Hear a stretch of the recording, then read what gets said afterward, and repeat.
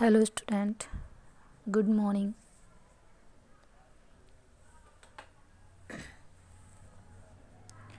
देखिए, कल हमने जो रीड किया था इनऑर्गेनिक केमिस्ट्री का फर्स्ट चैप्टर, उसमें कुछ ही टॉपिक रीड किए थे। हम पढ़ रहे थे क्रिस्टलीय ठोसों का वर्गीकरण।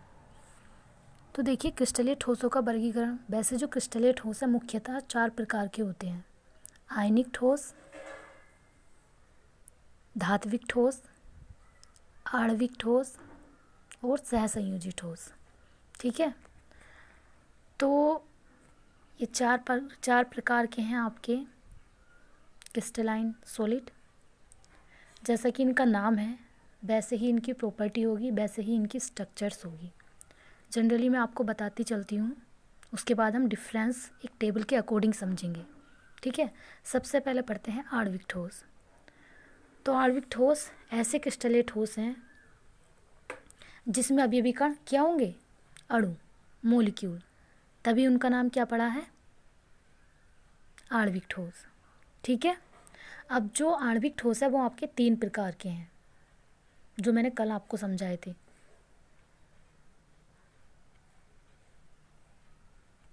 पहला आपका ये बताया था ध्रुवीय आणविक ठोस। तो नाम से पता चल रहा है कि ऐसे आणविक ठोस जिनके अणुओं के परमाणुओं के मध्य ध्रुवीय सहसंयोजक बंध तथा अणुओं के मध्य द्विध्रुव अन्योन्य बल पाए जाते हैं, इन्हें क्या बोलते हैं? ध्रुवीय आणविक ठोस। सेकंड अध्रुवीय आणविक ठोस, तो इसमें क्या होंगे? परमाणुओं के मध्य अध्रुवीय सहसंयोजक बंध पाए जाएंगे। अब देखिए, ध्रुवीय और अध्रुवीय में डिफरेंस क्या है, वैसा आप जानते होंगे। अध्रुवीय कौन से मॉलिक्यूल होते हैं? जैसा आपने बना सकते हो, आप Cl2 बना लो, H2 बना लो। मीन्स क्या है कि सेम मॉलिक्यूल, सेम एटम के मॉलिक्यूल होंगे। ठीक है, उनके बीच पोलर जो चार्ज डिस्ट्रीब्यूशन है वो नहीं होगा। लेकिन जो पोलर मॉलिक्यूल है उनमें क्या होता है? पार्शियली चार्ज का सेपरेशन हो जाता है। ठीक है, जो मोर इलेक्ट्रोनिगेटिव एलिमेंट है वो क्या करता है? दूसरे एटम के या दूसरे आयन के इलेक्ट्रॉन्स को अपनी ओर अट्रैक्ट कर लेता है, जिससे उस पर पार्शियली निगेटिव आ जाता है और दूसरे पर पार्शियली पॉजिटिव आ जाता है। ठीक है, फिर हाइड्रोजन आबंधित आणविक ठोस, तो इसमें कुछ नहीं है। क्या होगा? जिसमें हाइड्रोजन बॉन्ड होंगे। ठीक है, तो ये तीनों जो प्रकार हमने पढ़े थे वो किसके टाइप हैं? आणविक ठोस के। ठीक है, अब जो है हम सेकेंड टाइप पढ़ते हैं क्रिस्टलाइन सॉलिड का, वो है आयनिक ठोस। तो जैसा इनका नाम है वैसे ही इनके डेफिनेशन है। ये जो आयनिक क्रिस्टलाइन सॉलिड है किससे मिलके बने होंगे? आयंस से।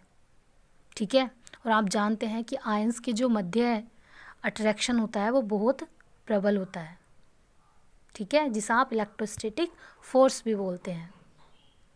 और आपको पता है कि अगर ये आयनिक है तो इनके जो गलनांक और क्वथनांक है वो कैसे होंगे? उच्च होंगे। एग्जाम्पल हम ले सकते हैं NaCl, KCl, MgCl2, CaCl2, CsCl2। ठीक है, अब आपको पता है कि अगर हम नमक को बिल्कुल प्योर फॉर्म में लें, ऐसे ही सॉलिड अवस्था में, तो उसमें विद्युत का प्रवाह नहीं होगा। लेकिन अगर हम उसे क्या करें? मोल्टन स्टेट में लें, मोल्टन मतलब द्रवित अवस्था में ले या उसका सॉल्यूशन बना ले, तो उसमें क्या है? विद्युत धारा का प्रवाह हो जाता है। कैसे होता है? आयंस की वजह से। ठीक है, नेक्स्ट है आपका सहसंयोजी या नेटवर्क ठोस।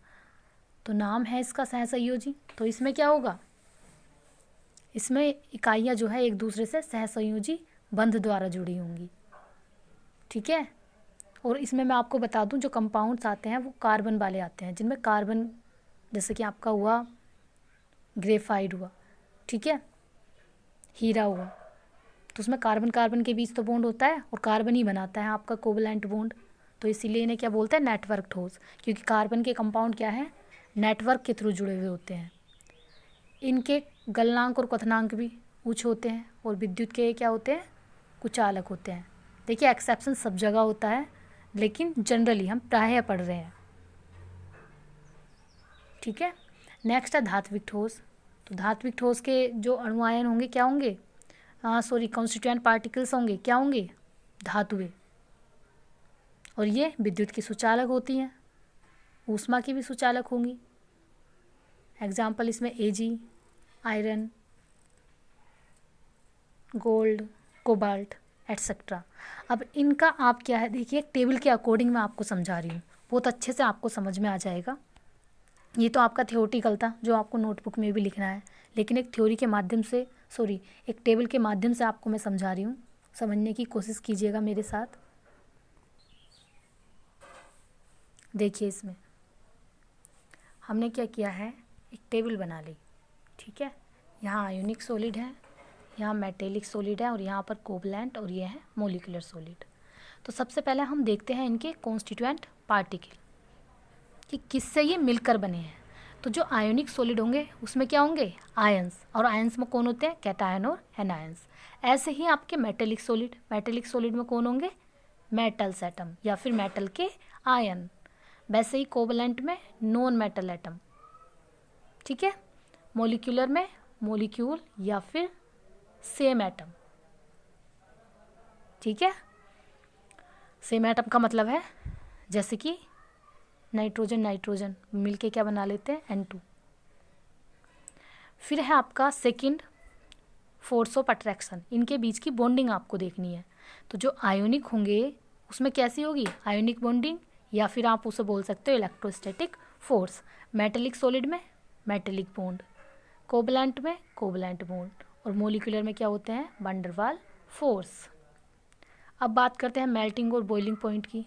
तो आप जानते हैं आयोनिक सॉलिड के मेल्टिंग और बॉइलिंग पॉइंट हाई होते हैं, मेटेलिक सॉलिड के भी हाई होते हैं, कोवलेंट के भी हाई होते हैं, और हीरा आप जानते हैं, ठीक है। फिर है मोलिकुलर के कैसे होते हैं, लो होते हैं। फिर है कंडक्टेंस, मतलब चालकता। तो जो आयोनिक सॉलिड है वो सॉलिड स्टेट में तो विद्युत का चालन नहीं करते, लेकिन मोल्टन स्टेट में वो क्या है, विद्युत का चालन करते हैं। कैसे करते हैं, क्योंकि वो अपने आयनों में कन्वर्ट हो जाते हैं। मेटेलिक सॉलिड, इसकी कंडक्टेंस तो आप जानते ही हो, आयरन वगैरह हाईएस्ट होती है, कोवलेंट की लो होती है और मोलिकुलर की भी लो होती है। नेक्स्ट इनके एग्जाम्पल देख लेते हैं, NaCl, KCl, ZnS, COF2। ऐसे ही मेटेलिक सॉलिड के हैं आयरन, जिंक, कोबाल्ट और सिल्वर, ठीक है। सिल्वर नहीं, एल्यूमिनियम। वैसे ही कोवलेंट में है कार्बन के मध्य आपका डायमंड हो गया, ठीक है, ग्रेफाइट। और SI को बोलते हैं सिलिका का, ये बॉन्डिंग दिखा रखी है ये वाली, ठीक है। मोलिकुलर में आपका H2O हुआ, CO2 हुआ, F2 हुआ, P4 हुआ, S8 हुआ। तो ये थी आपकी टेबल जिसके माध्यम से आपने ये 4 टाइप्स पढ़े जो मोस्ट भी हैं आपके लिए। अब आगे देखिए, अब हम पढ़ लेते हैं डिफरेंस, क्रिस्टलाइन सॉलिड और एमोर्फस सॉलिड में डिफरेंस। तो देखिए सबसे पहला डिफरेंस है रेगुलर अरेंजमेंट। क्रिस्टलाइन सॉलिड में क्या होता है, जो उसके अवयवी कण हैं वो एक निश्चित त्रिआयामी व्यवस्था में व्यवस्थित होते हैं, जबकि अमोर्फस में क्या होता है, रेगुलर अरेंजमेंट नहीं होता है, ठीक है। एक वर्ड यहाँ पे आता है दीर्घपरासी व्यवस्था और लघुपरासी व्यवस्था। जो क्रिस्टलाइन सॉलिड होते हैं उसमें अवयवी कणों की दीर्घपरासी व्यवस्था या लॉन्ग रेंज ऑर्डर पाया जाता है, एमोर्फस में ऐसा नहीं होता। यहाँ आप देखिए इसमें देखिए ये देखिए, ठीक है। मैं इसमें अलग अलग कलर कर देती हूँ। ये हमारा ग्रीन हो गया, फिर हमारा ये रेड हो गया, फिर से ग्रीन हो गया, यहाँ बीच में लगा लेते हैं, फिर से ग्रीन, फिर से red, then green, then red, ठीक है। मतलब आप देख रहे हैं ये सारे जितने भी अभी कण हैं, ब्लैक जो आप देख रहे हो, एक निश्चित अरेंजमेंट में है कि पहले ग्रीन है, फिर रेड है, फिर से ग्रीन है, फिर रेड है। इनके बीच की जो डिस्टेंस है वो भी इक्वल होगी, ठीक है। और ऐसा आप देख रहे हो कितनी लंबी दूरी तक है। मतलब कहने का यह है कि अगर आप एक होल क्रिस्टल को देखेंगे तो पूरे क्रिस्टल के अंदर आपको ऐसा ही अरेंजमेंट देखने को मिलेगा, लंबी सीमा तक सेम अरेंजमेंट होगा। पहले ग्रीन होगा, फिर रेड होगा, फिर ग्रीन होगा, फिर रेड होगा। उनके बीच की दूरी सब कुछ इक्वल होगी, फोर्स उनके बीच का, अट्रैक्शन का, वो भी इक्वल होगा। लेकिन अगर इसके अगेंस्ट आप देखते हो किसमें, एमोर्फस सॉलिड में, तो यहाँ देखिए ये बना रखे हैं, यहाँ कोई निश्चित अरेंजमेंट नहीं है। आप देख सकते हैं कि 3 पार्टिकल तो हैं एक रेंज में, ठीक है, कि एक ऑर्डर है कि चलो यहाँ पे ग्रीन मैं कर देती हूँ, ये ग्रीन है, फिर ये रेड है, फिर से ये ग्रीन आ गया। लेकिन आप देखेंगे कि बिल्कुल एक शॉर्ट रेंज में, एक छोटी सी सीमा तक है। उसके बाद देखिए कैसा ऑर्डर हो गया, बिल्कुल अलग अलग हो गया ऑर्डर। ठीक है, तो इसे बोलते हैं दीर्घ परासी व्यवस्था, लघु परासी व्यवस्था। ठीक है, दीर्घ परासी व्यवस्था का मतलब है कि एक क्रम का, अवयवी कणों का एक क्रम लंबी दूरी तक होगा। लेकिन लघु परासी में क्या होगा कि एक निश्चित क्रम केवल छोटी ही दूरी के लिए होगा। ठीक है, इसे बोलते हैं लघु परासी और दीर्घ परासी व्यवस्था। उसके बाद सेकंड डिफरेंस देखिए, crystalline solid are true solid. जो आपके क्रिस्टलीय ठोस होते हैं उन्हें क्या बोलते हो आप, यही वास्तविक ठोस है। लेकिन एमोर्फस सॉलिड क्या होते हैं, एमोर्फस को बोलते हैं क्रिस्टलीय ठोस या एक क्रिस्टलाइन सॉलिड। वो क्या होते हैं, स्यूडो सॉलिड, स्यूडो सॉलिड या आभासी ठोस। और super cooled liquid, super cooled liquid को बोलते हैं अतिशीतित द्रव। एक क्वेश्चन है आपकी बुक में, आप बुक में देखेंगे कि कांच को अतिशीतित द्रव क्यों कहा जाता है। तो देखिए क्या होता है, जो ये आपके एक्रिस्टलाइन सॉलिड है, एक्रिस्टलाइन ठोस है, ठीक है, तो इनमें क्या होता है, बहने का गुण पाया जाता है।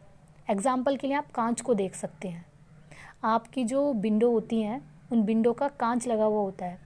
आप 3-4 साल बाद अगर उस कांच को देखेंगे तो कांच क्या होता है, ऊपर के किनारे पर विंडो के अपर साइड में तो वो पतला हो जाता है और नीचे की साइड मोटा हो जाता है। मीन्स क्या होता है कि वो जो कांच है वो ऊपर से बहकर नीचे आके कलेक्शन हो जाता है उसका, इसी वजह से वो नीचे की साइड मोटा और ऊपर की साइड पतला। ठीक है, इसी गुण को बोलते हैं अतिशीतित। ठीक है, इसीलिए कांच को बोलते हैं अतिशीतित द्रव। ये क्वेश्चन पूछ भी ले जाता है तो आप ध्यान रखेंगे। ठीक है, नेक्स्ट है आपका क्रिस्टलाइन का मेल्टिंग पॉइंट जो है वो शार्प होता है, शार्प बोलते हैं फिक्स होता है। अगर मान लीजिए किसी भी क्रिस्टलाइन सॉलिड का मेल्टिंग पॉइंट 120 डिग्री सेंटीग्रेड है तो वो जो ठोस होगा वो 120 डिग्री सेंटीग्रेड टेम्परेचर पर कंप्लीटली द्रव में कन्वर्ट हो जाएगा। ठीक है, लेकिन अगर आप एमोर्फस में देखो, जैसा एग्जांपल आप पॉलीथीन का देखते हो, उनका कोई निश्चित नहीं होता। आप पॉलीथीन को मेल्ट करके देख सकते हो, आप टेम्परेचर दोगे वो थोड़ी सी मेल्ट होगी फिर दोगे, मतलब उसका बीच में होगा कि 100 से 200 डिग्री सेंटीग्रेड के बीच में, कि 100 पे आपका हल्का सा मेल्ट हुआ फिर और पिघला, मतलब एक निश्चित पे नहीं होगा। और अगर आप इसका एग्जाम्पल लेना चाहें तो क्रिस्टलाइन सॉलिड का आप बर्फ़ को देखिए। ठीक है, बर्फ़ को आप दीजिए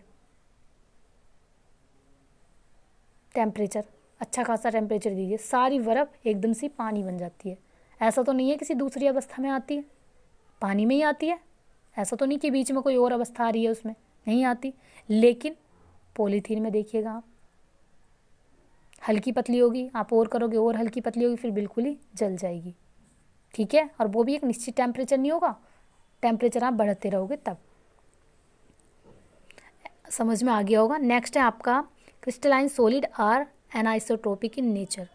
एनाइसोट्रोपिक को बोलते हैं विषमदैशिकता, और वैसे ही अमोर्फस सॉलिड होते हैं आइसोट्रोपिक। आइसोट्रोपिक बोलते हैं समदैशिकता। ये मैं अभी आपको आगे समझाऊंगी डिटेल में। उसके बाद आप एग्जाम्पल देख लीजिए। क्रिस्टलाइन सॉलिड का NaCl है, क्वार्ट्ज है, KCl है। एमोर्फस सॉलिड का प्लास्टिक है, ग्लास है और चौक है। ठीक है, तो ये आपके हुए डिफरेंस। ये देखिए समदैशिकता एवं विषमदैशिकता। विषमदैशिकता क्या होती है मैं आपको समझाती हूँ। देखिए मैं एक क्रिस्टलाइन सॉलिड के स्ट्रक्चर बना लेती हूँ। ठीक है,